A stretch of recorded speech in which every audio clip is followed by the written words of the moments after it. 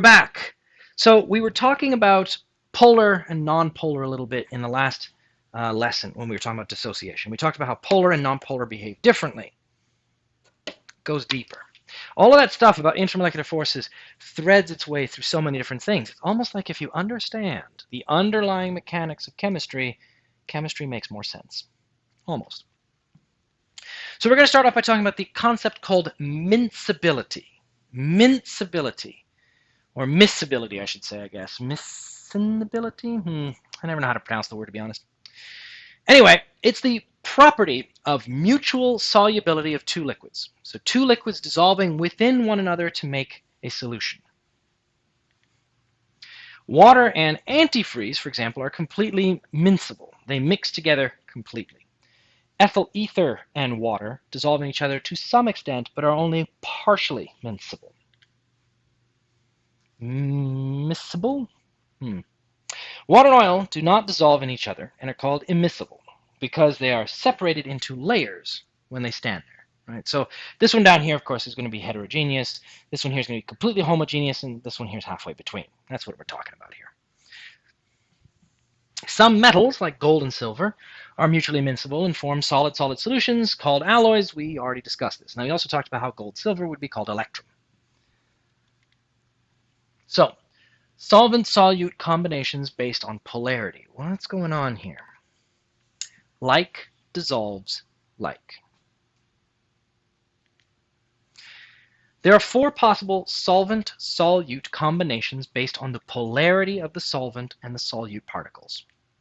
You've got your first option, a polar solvent and a polar solute. This is your salt and your water. And what happens when I put salt and water? It dissolves. Ta-da!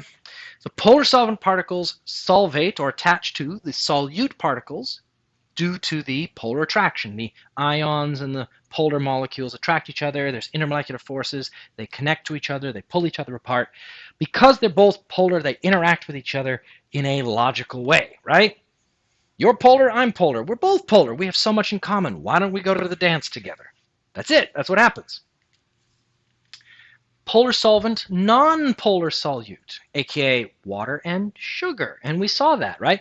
Water and salt, the salt dissociates, it breaks apart. Water and sugar, it doesn't break apart. Instead, the sugar gets grabbed as an entirety and moved from one place to another. So that's what we're going to see here. If I dissolve oil or sugar in water, the solute particles are nonpolar and the solvent particles are not attracted to them. They are repelled. Nothing really happens. They don't grab onto each other. I mean, okay, again, if you're thinking back to physical properties of matter, there could be some van der Waal or London dispersion interactions going on, but they're always very weak and they're probably not strong enough to pull the molecule apart. But either way, you're going to get such a minor effect. In this case, you're not likely going to get any solvation, any solutions being formed, just because of the nature of how these two are interacting. So that was the first title slide. Like dissolves like. If it's similar, it will dissolve it. If it isn't, it won't. Okay, but those are the two big ones. Those are both in water. Not everything is polar in this world, though. What about a non-polar solvent and a polar solute? What would that be? Sodium chloride in oil. Oil, as we know, does not mix with water because one is polar, one is non-polar. Sodium chloride mixes in water because they're both polar. But what happens if I flip which one is polar and which one isn't? Well, since the solvent particles are non-polar, they are not attracted to the solute particles. They basically get repelled in some way. So that means that you're not likely going to make any kind of solution. They'll stay separate. If you try to throw salt into oil, it'll just sit there. It won't dissolve because the oil just doesn't have the attractive forces to grab on and pull them apart. It just sort of, bounces against them. Nothing happens. Last option, non-polar and non-polar. Well, okay, let's work through the logic here. Polar and polar, they mix. Polar, non-polar, they don't mix. Non-polar and polar, they don't mix. So two non-polars? They mix. Dissolving wax in oil. A solution is formed because there's no real interactions, repulsive interactions between them. You get some van der Waal things going on. They start to slide together. They meld. They mix. And it dissolves. It turns into a solution. The degree of solvation will not be as much as between polar materials, but it'll still happen. It just won't happen as quickly. Now, this type of stuff, hopefully, will be helpful for you in your everyday life. What? Chemistry helpful in every day? How could that happen? When you want to clean something up, the first step is always water, right? You want to clean something, what do? You get some water, and you try to clean it with water, but sometimes water just won't take it off. It won't dissolve in the water. It won't interact. Well, that's the purpose of soap. Soap is to help non-polar things dissolve in polar water. The exact method of that is a little complicated, but that's its purpose. But there's another step. There's another step that you can do, and that's you can dissolve the non-polar material in a non-polar solvent. During the summer, I was doing a bunch of carpentry with my family, my dad especially. And at one day, we were working in the heat because it was actually warm out in the summer. Not now, but it was then. And I ended up having to work with a bunch of tar-based tape. A complicated reason, but at the end of the day, my hands were covered in black tar kind of stuff. It wasn't exactly tar, but it was certainly not very pleasant. Well, I took one look at that and went, I'm not getting this off in the sink. Water's going to run off of this stuff like no problem. That's the whole reason I was putting it on, right? We were trying to protect the lit lumber we were working with. It's supposed to repel water. Well, I wasn't going to get it off with water from the faucet. Now, I could have tried soap, and I would have sat there scrubbing forever. It wouldn't have worked. Instead, what I did was I went to the pantry, and I grabbed out a bottle of grapeseed oil. Yeah, I have grapeseed oil. I'm Italian. What can I say? So I took the grapeseed oil, and I poured a bunch of it on my hands, and I used that to wash my hands. I used oil. And what happened was all of the tar dissolved into the oil. Then I used soap and water to wash away the oil. So I was able to clean my hands easy. This is a long-established way of cleaning things. The ancient Romans, they had bathhouses where you could go to a variety of different types of baths. Hot baths, cold baths, steam rooms, saunas, name it, they had it. But one of the things that would happen is that you would go to the bathhouse in order to exercise, because everyone needs a little bit of exercise in their life.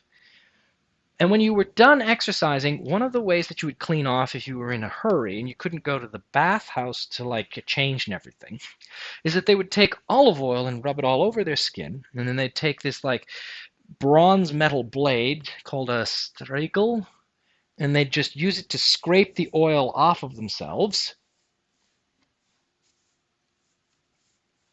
and take all the dirt off. It also happened to leave them nice and oiled up, so they'd look, oh man, you're all shiny and everything. All the muscles are gleaming. Were you at the baths? Oh, yes, I was. So it allowed them to get cleaned up without having to use any soap and water. It also demonstrated that, you had the time and energy to go to the bathhouse and make yourself look all nice. So, a little bit of a social component there. So the next time that you're trying to clean something up in the kitchen and it doesn't seem to be working with soap and water, try some oil, because as we've just learned, like dissolves like. If you dissolve that oily material in an oil, then you can use some soap and water to wash the oil away after the fact. Just be careful. Don't use up too much of the cooking oil. I had to go buy some more. There was a lot of the tar. All right. We're going to move on right away. Solvation rate. Okay, well, what's a rate? A rate is the speed at which something happens. So the speed at which something becomes a solution, solvation. So we're going to talk about the speed of making a solution. We already kind of mentioned this in the last video, but we're going to talk about it in a little more detail here. Solvation rate is affected by two main factors. Option 1, the amount of surface area exposed to fresh solvent. Right? The more places that the solvent can latch on and pull, the more easily it is that the thing will be dissolved. Again, we talked about this sugar cube, pile of sugar. Pile of sugar's got lots of surface area, easy for it to dissolve. Sugar cube, the stuff right in the middle, it can't be reached by the water, so it'll stay dry for a long time. And you can actually see this, right? Like if you take a sugar cube and you put it in water and take it out really quick, you can then cut it, and you'll see the inside of the sugar cube is still dry because the water takes time to get in there. So increasing the exposed surface area increases the rate of solution formation, the solvation. The surface area, SA, can be increased in a couple ways. Option 1, breaking your crystal into smaller pieces. Duh. Option 2, stirring the mixture as the solute dissolves. This one here is a little bit more subtle. The purpose of stirring is basically to increase the number of water particles that get in contact with the solute, right? So here I've got my crystal. This is my sugar cube, right? It's nice and cube shaped. So if a water particle is floating along and it grabs one of the crystals and leaves, that's great.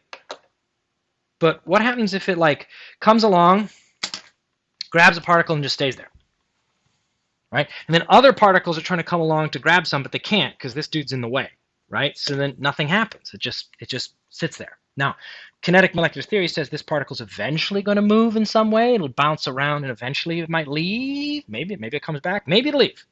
And then finally somebody else can come in.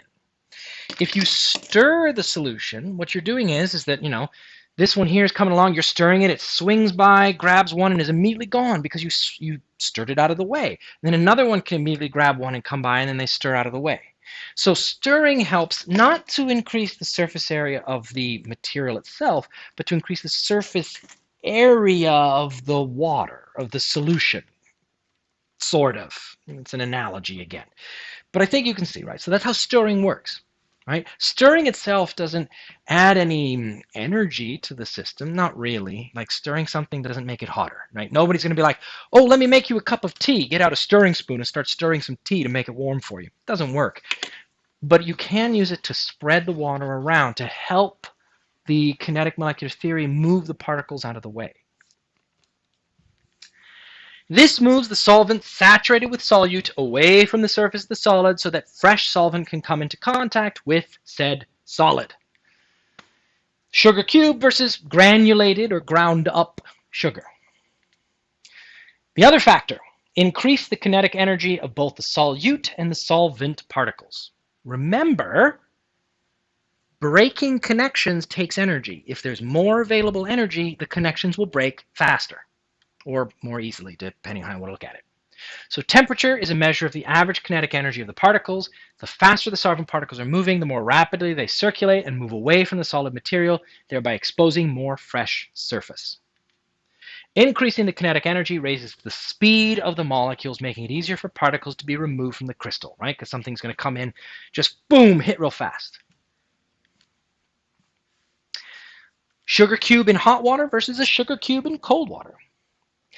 Heck, you've even seen this if you've made tea, right? If you've made tea, you've got a cup of tea here, you got your tea bag, you put your tea bag in. If the water is cold, you won't really see much change, right? There'll be a little bit of the tea in the water, but it'll be kind of localized to the tea bag. And you probably have to dip it in a few times and try to swirl it around, and even then it's going to be slow. But if the water is hot, and you put the tea bag in, you can see the tea start to immediately spread out because the particles are moving faster so they can move and exchange more easily.